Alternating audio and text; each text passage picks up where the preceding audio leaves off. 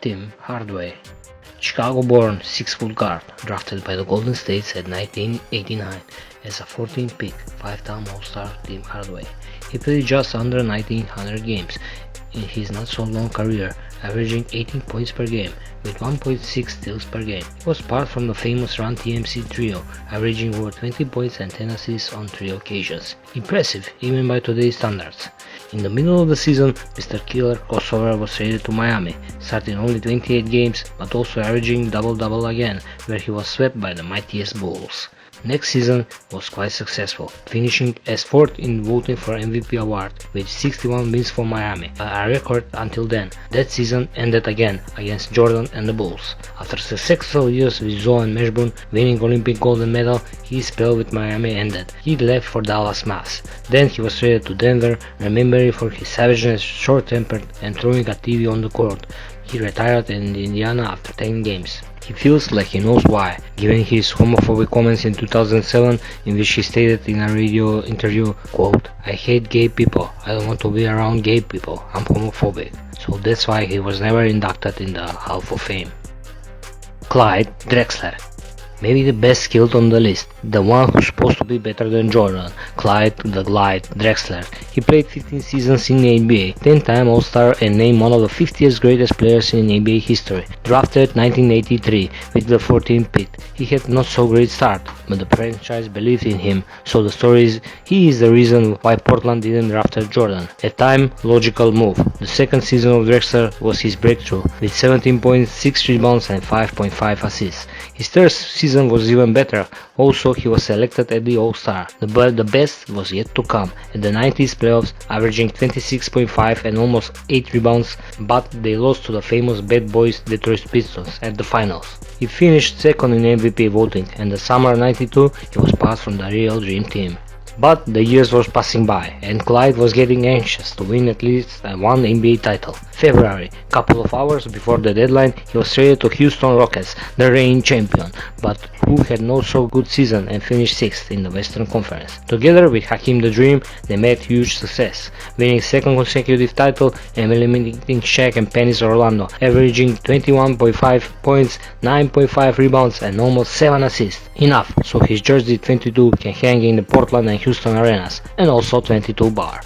Glenn Rice, the winner both of NCAA and NBA, more than 1,500 threes, one of the most charismatic players in our opinion, Glenn Rice. Although he played most of the time as a small forward, we include him because his sharp shooting and all dog never give up style. He started his career at newly introduced Miami Heat, averaging almost 14 points per game. In his first year, Rice and Heat were struggling, but 91-92 was their breakthrough season, becoming leading team scorer in 22.3 points per game, leading the Heat in the playoffs, swept by MJ of course. Years passed by, nothing new for Miami, except the 92-95 3-point contest in Phoenix. Our hero won it before Reggie Miller. Later he scored 56 points, season high for the whole season. Before the start of the next season, he was traded to Charlotte. Together with Larry Johnson, they made immediate impact, winning 41 games. He was the name in the All-Star selection, but the season for Hornets was done with the regular period. Season 96-97 was magnificent, averaging almost 27 points per game, third in the league,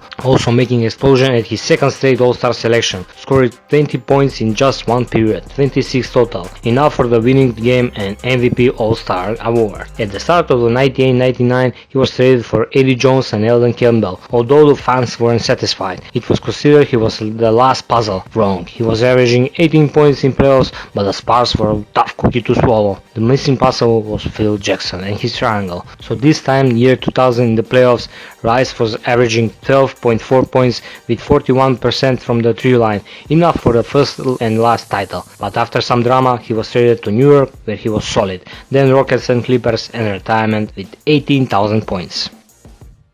Michael Finley, drafted at 95 by the Phoenix Suns, but his most memorable time was at Dallas Mavs. His rookie season was good enough for him to finish at the 3rd place as Rookie of the Year, with averaging 15 points, 5 rebounds and 3.5 assists. The second season he was already traded to Dallas, as part of the deal which sent Jason Kidd in Suns. In the first season with the Mavericks, Finley led the team in scoring, assists and steals. Along with the point guard Steve Nash and forward Dirk Nowitzki, he became an integral part of the Mavericks' late 90s run-and-gun offense. Finley was integral part of the Mavs organization. Actually, he's still there as a vice president. He was vital part of Dirk and Steve's growing, but the search for title remained unfinished. 2005, he was waived by Dallas, but decided to stay at Texas with the Spurs as a back for Manu Ginobili. Finley patiently waited for his time. 2007, after excellent series, the dream was finally done. The title came. 2010, he joined Celtics, who lost in the finals.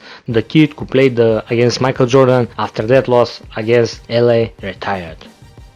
Chauncey Billups, a solid point guard, even at the age of 35. Former New York Knicks and former Detroit Pistons floor general Chauncey Billups has been one of the league's most consistent players since first receiving significant minutes in 2002-2003 campaign, where he averaged 16 points, 4 assists and 4 boards per season. Since then, Billups has never averaged fewer than 16 points or 5 assists per game and has seen his fair share of success, including an NBA championship when he held the Pistons to win over the Los Angeles Lakers in 2004. Billups has seemed to only improve with age, as he is coming off on another solid season where he averaged 17 points, 5 assists and 3 rebounds per game in stints with Denver Nuggets and the Knicks. He is also coming off averaging a career high in scoring with nearly 20 points per game, which he did at the age of 33 in his last full season with the Nuggets. Drafted by the Celtics, he didn't stay there long. After playing 51 games and excellent exhibition against Michael Jordan and the Bulls, he didn't get any chance